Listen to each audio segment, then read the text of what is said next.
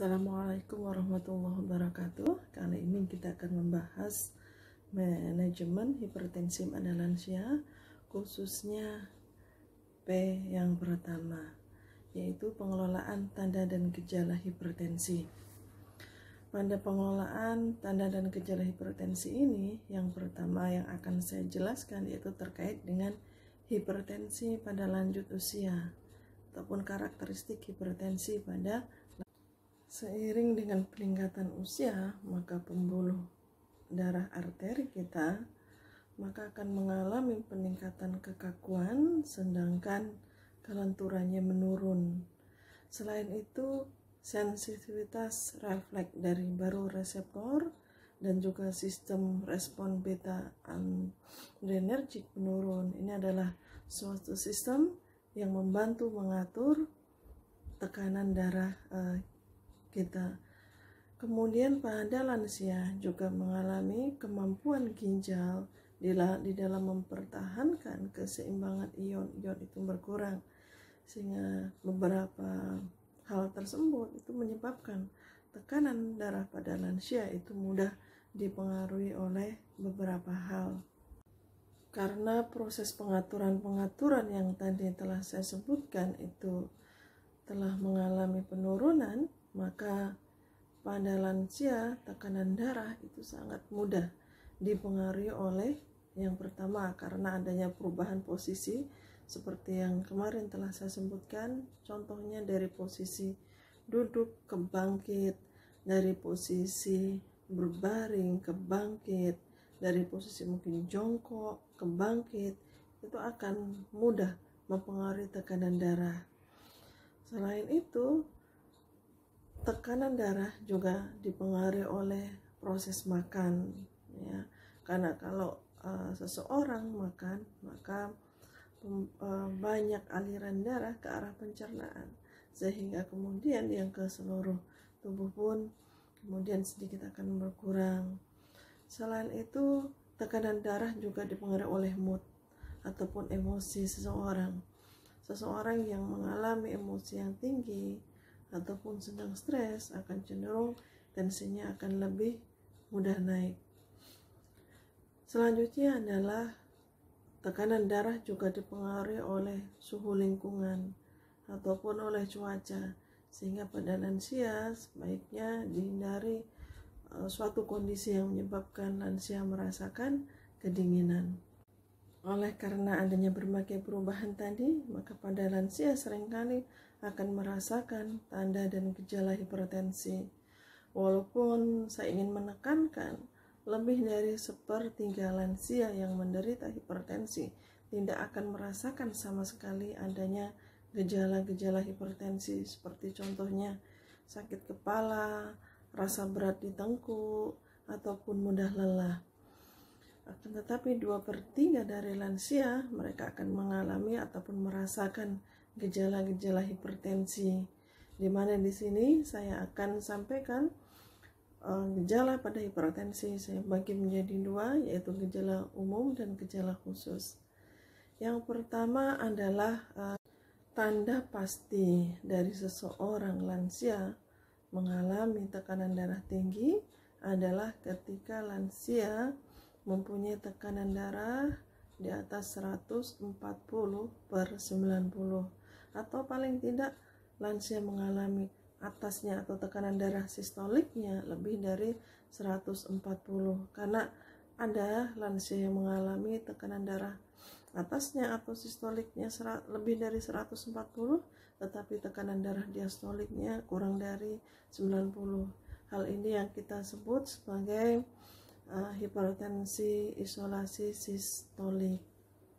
Seseorang dikatakan menderita hipertensi paling tidak diukur tekanan darahnya dengan 2 kali pada 2 hari yang berbeda. Ini untuk memastikan apakah benar-benar seseorang itu mengalami tekanan darah tinggi. Jadi tidak hanya 1 kali diukur kemudian ketahuan tensinya langsung itu dinyatakan bahwa seseorang menderita hipertensi, tapi paling tidak diukur 2 kali pada 2 hari yang berbeda.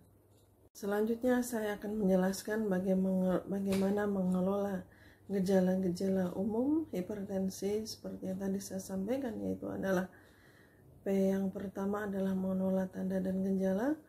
Gejala umum yang sering dirasakan oleh seorang lansia yang menderita hipertensi adalah sakit kepala. Jika seseorang lansia mengalami sakit kepala karena disebabkan oleh hipertensi, jika merasakan sakit kepala, maka anjurkan untuk beristirahat dengan kepala lebih tinggi daripada badan. Sehingga jika tidur, lansia bisa mungkin menumpuk bantal, ya, sehingga ketika tiduran kepala menjadi lebih tinggi dibandingkan dengan badan. Harapannya adalah tekanan darah yang ke arah kepala itu akan menjadi lebih sedikit berkurang, sehingga menyebabkan pula berkurangnya tadi sakit kepala.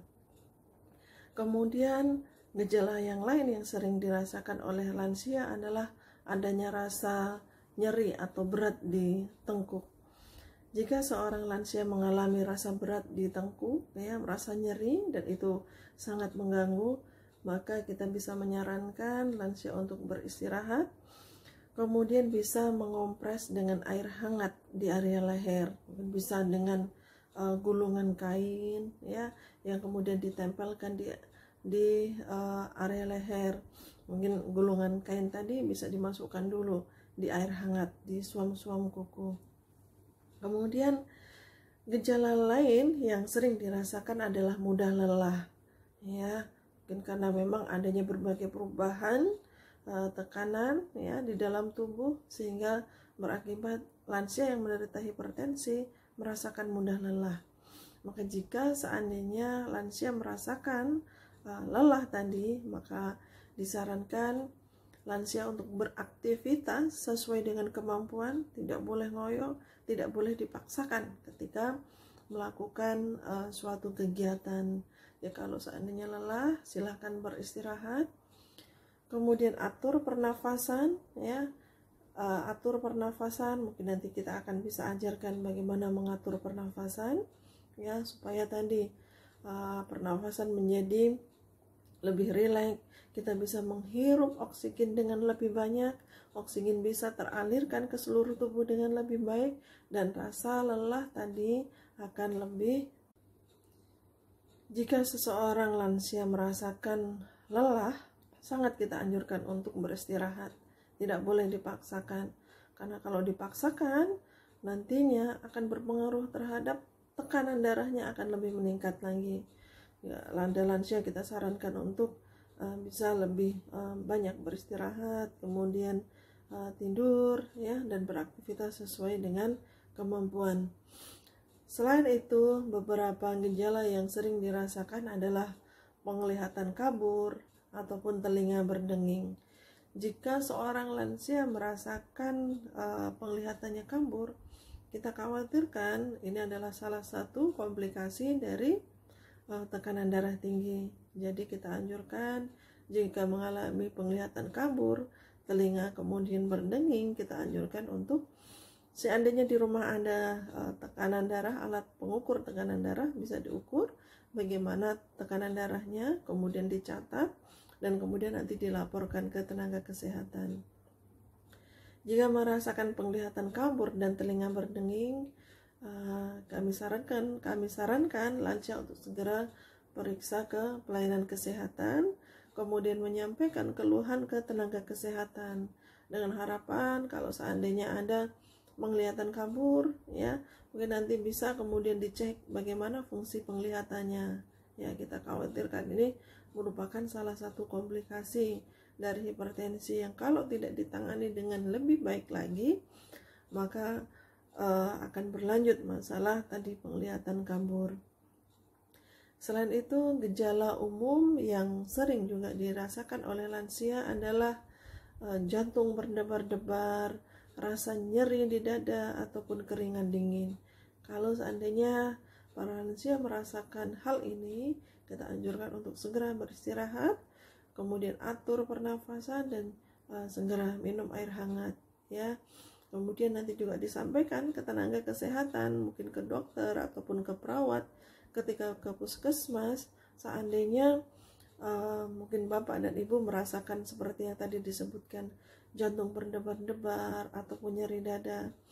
Maka jika disampaikan, kita harapkan bisa jadi lansia ini membutuhkan pemeriksaan lebih lanjut. Mungkin sebagai contoh, kita akan melihat bagaimana fungsi jantungnya. Mungkin bisa dicek nanti dengan adanya EKG, yaitu alat pemeriksa jantung, untuk mengetahui bagaimana fungsinya. Apakah memang ada beberapa masalah di jantungnya yang kita bisa lihat dari pemeriksaan tadi. Hal itu adalah gejala-gejala umum yang sering dirasakan oleh lansia terkait dengan hipertensi dan bagaimana penanganan gejala-gejala umum. Selanjutnya kita akan membahas tentang apa saja gejala dan bagaimana manajemen gejala hipertensi yang sering dirasakan oleh lansia. Gejala pertama yang sering ataupun cukup umum dirasakan oleh lansia adalah pusing ketika seseorang berpindah posisi. Ini sering kita mendengar ada lansia yang jatuh dari kamar mandi.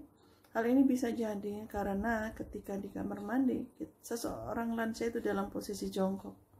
Dan kemudian ketika akan bangkit, kemudian terasa akan pusing. Hal ini disebabkan karena tadi yang telah saya sebutkan bahwa mekanisme pengaturan tekanan darah pada lansia itu sudah berkurang. Mungkin berbeda dengan kelompok umur sebelumnya, mungkin kelompok yang dewasa ataupun anak muda.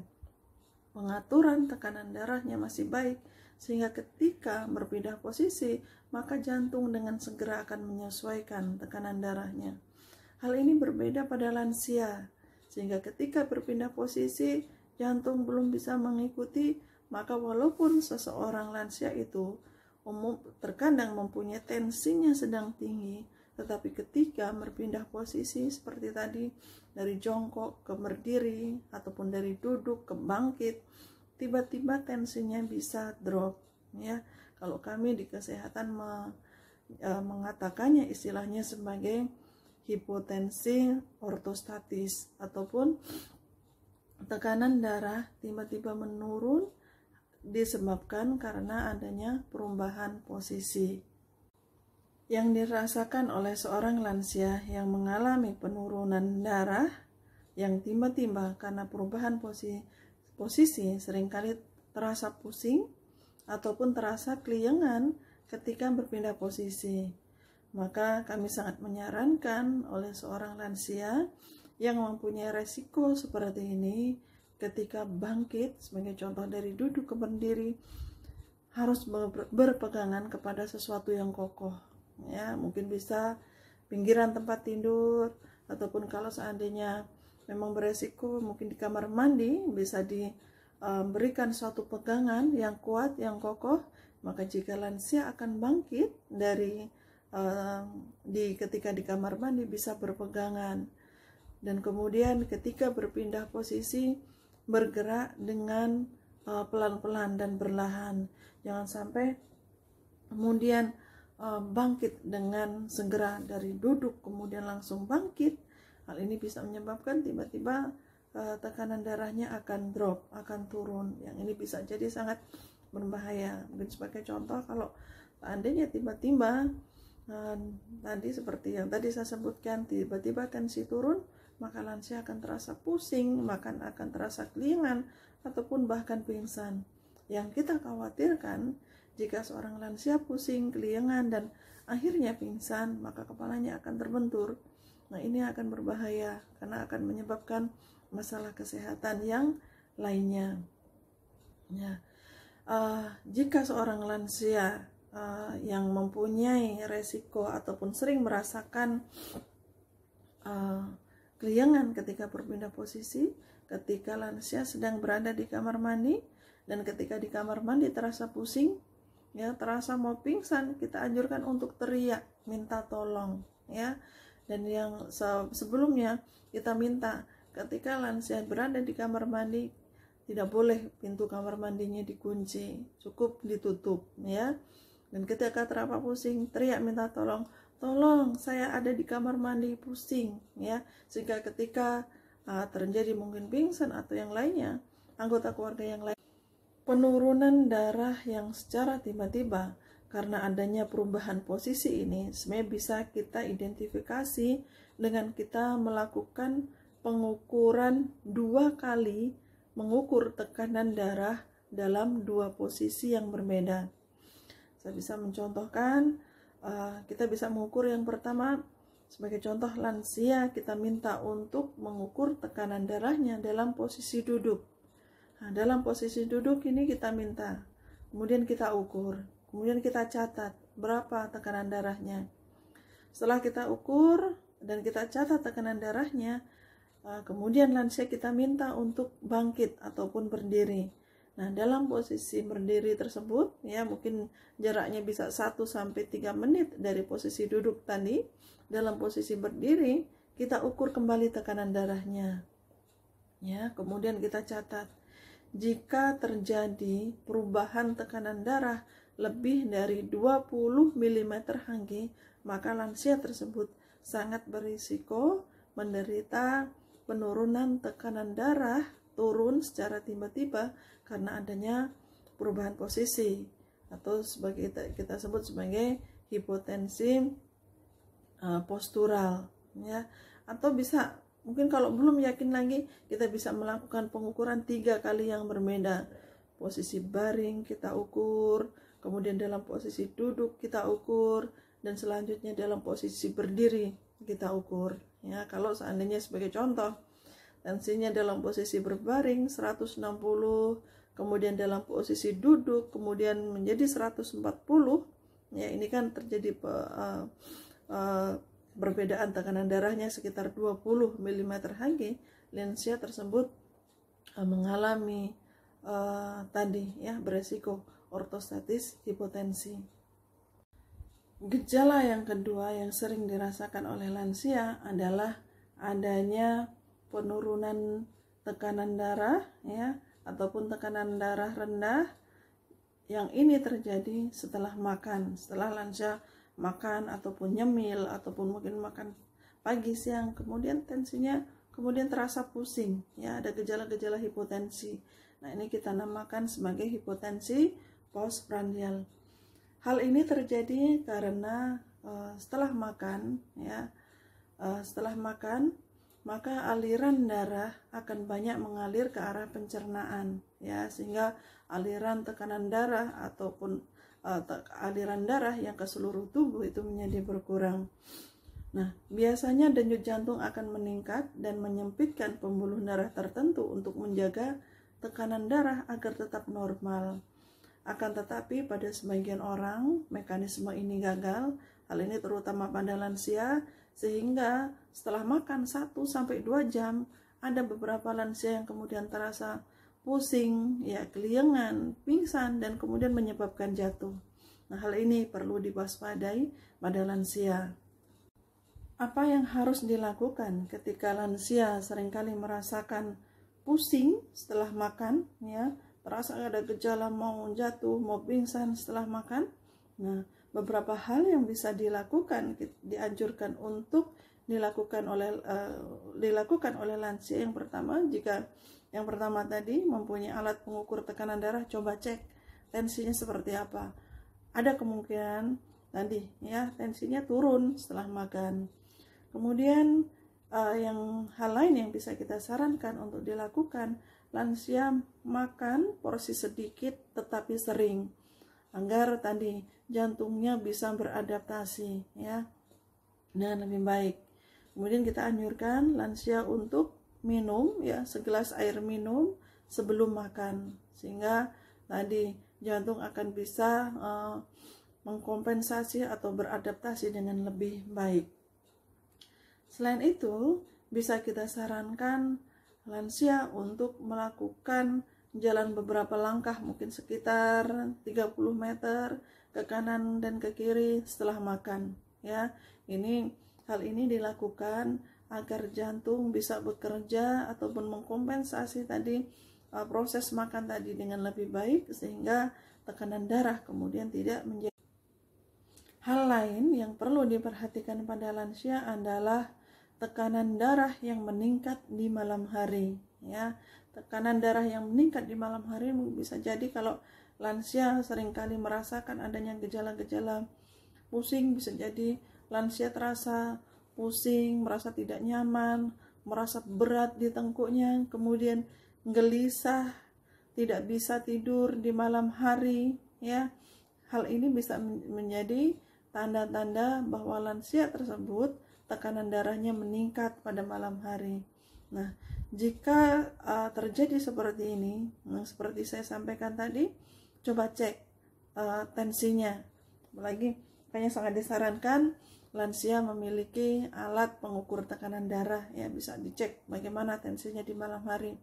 Jika memang tensinya tinggi di malam hari, ketika nanti kontrol, tolong itu disampaikan kepada tenaga kesehatan, bisa ke dokter ataupun bisa ke perawat, ya, karena hal ini bisa merupakan indikasi bapak dan ibu mengalami nocturnal hipertensi ataupun tekanan darah yang meningkat pada saat malam hari.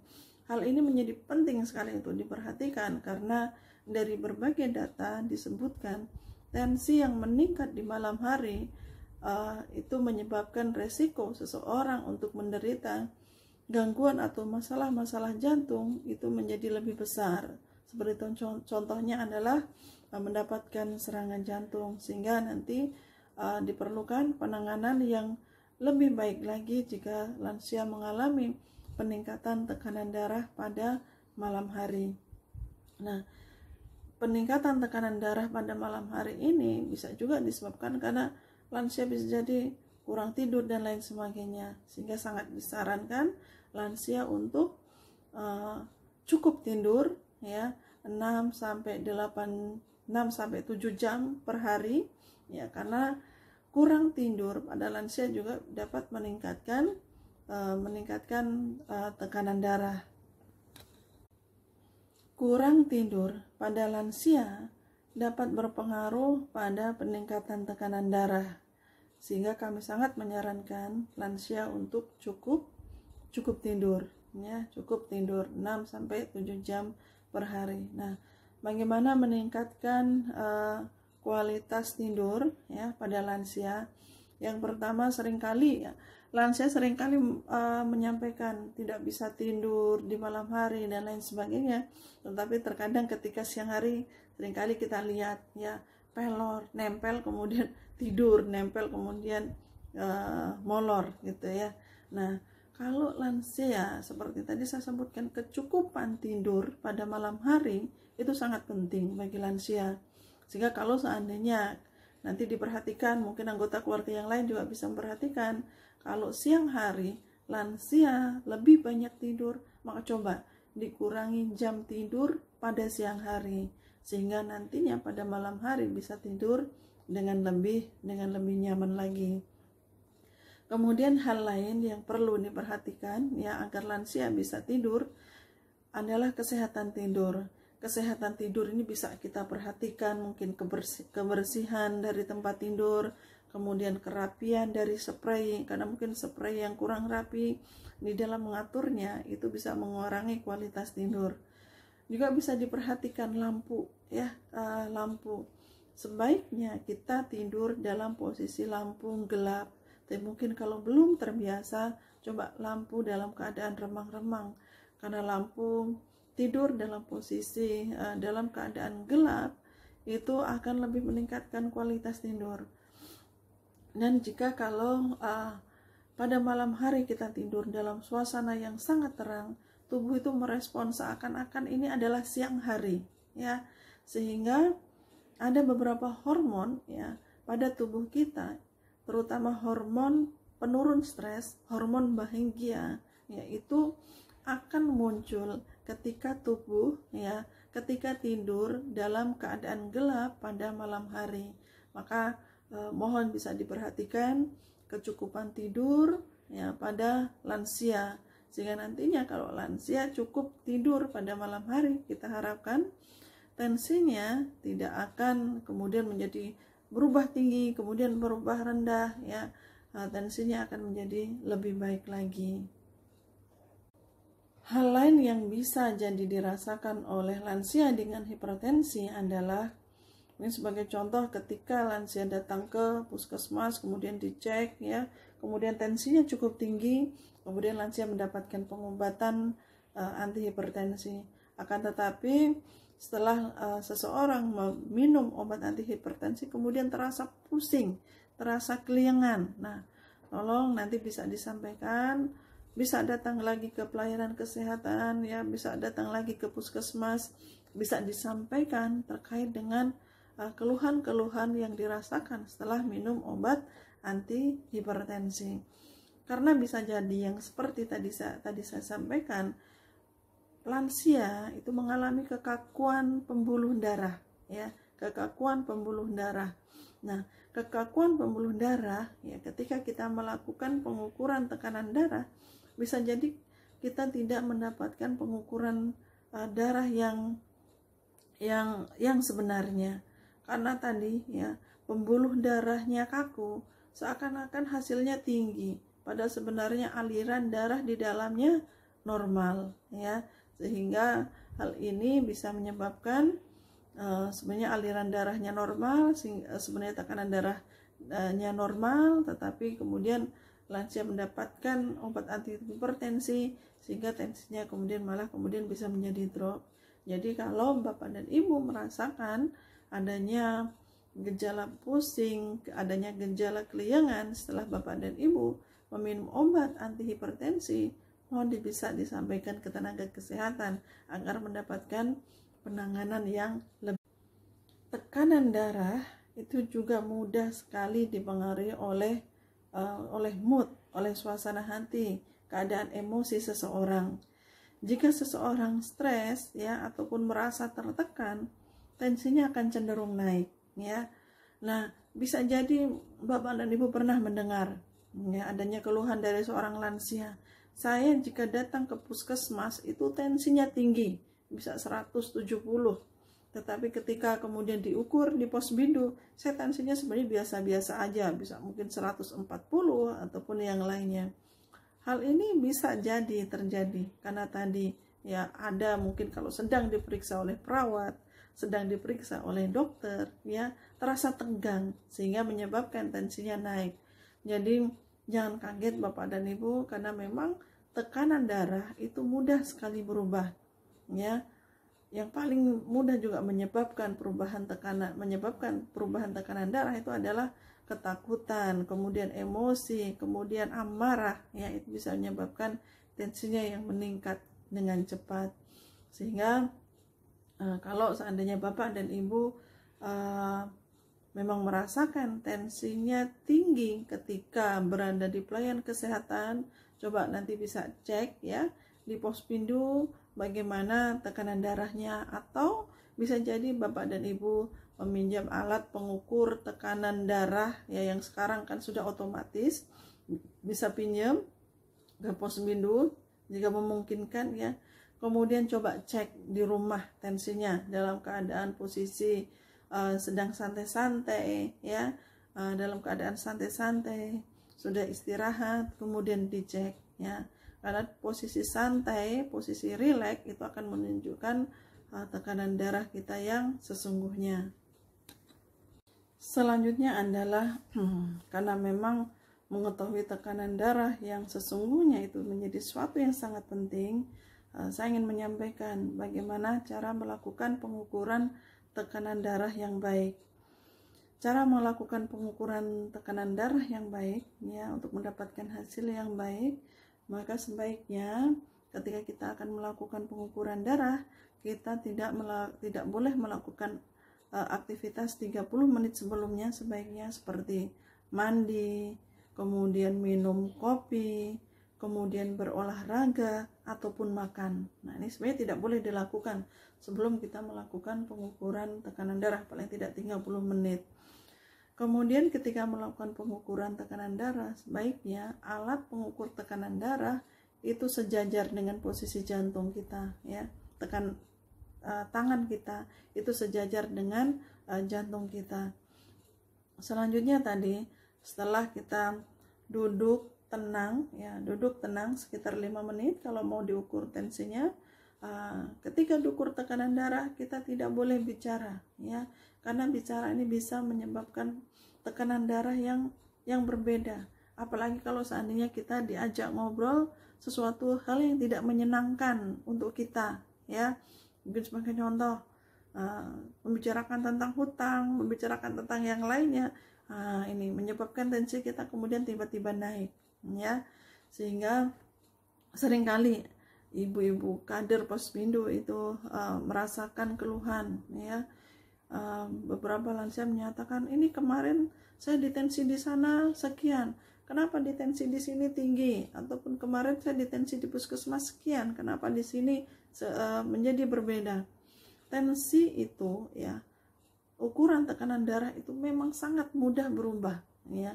Kita berjalan kaki 100 meter, kemudian belum istirahat, belum duduk, kemudian ditensi, itu menghasilkan hasil yang berbeda dibandingkan jika kita telah duduk dengan tenang selama 5 menit ya, kakinya pas di lantai, kursi kita pas di lantai, kaki kita tidak boleh menyilang dan kita tidak boleh berbicara, baru diukur tensinya. Nah itu kalau sudah dalam keadaan istirahat, insya Allah nanti kita akan mendapatkan hasil yang lebih mendekati.